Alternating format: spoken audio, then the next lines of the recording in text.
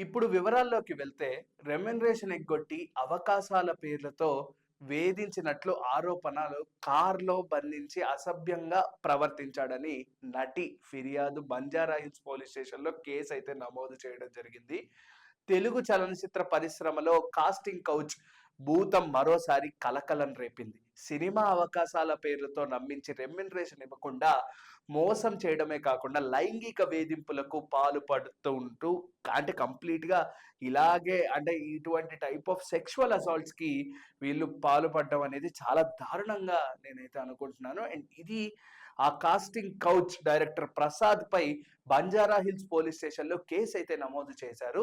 పోలీసులు వెల్లడించిన వివరాల ప్రకారం 'ఆకాశంలో ఒక తార' అనే ఒక చిత్రం హీరోయిన్ స్నేహితురాలి పాత్రకి పాత్ర ఇప్పిస్తామంటూ ప్రసాద్ అనే వ్యక్తి ఈ అంటే కంప్లీట్‌గా ఆమెని అప్రోచ్ అయ్యారు.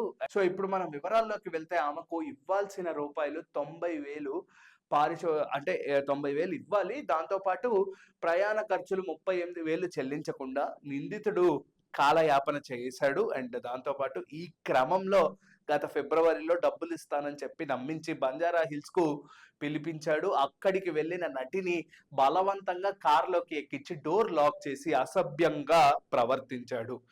తనకు లొంగిపోతూనే ఇండస్ట్రీలో మరిన్ని అవకాశాలు ఇప్పిస్తానని, లేదంటే కెరియర్ మొత్తం నాశనం చేస్తానని బెదిరించినట్లు కూడా బాధితురాలు తన ఫిర్యాదు చేస్తూ పేర్కొన్నారు. అంటే ఎంత బాధపడి ఉంటారో ఆ మహిళ అనేది మనం ఇక్కడ క్లియర్ కట్‌గా తెలుసుకోవచ్చు.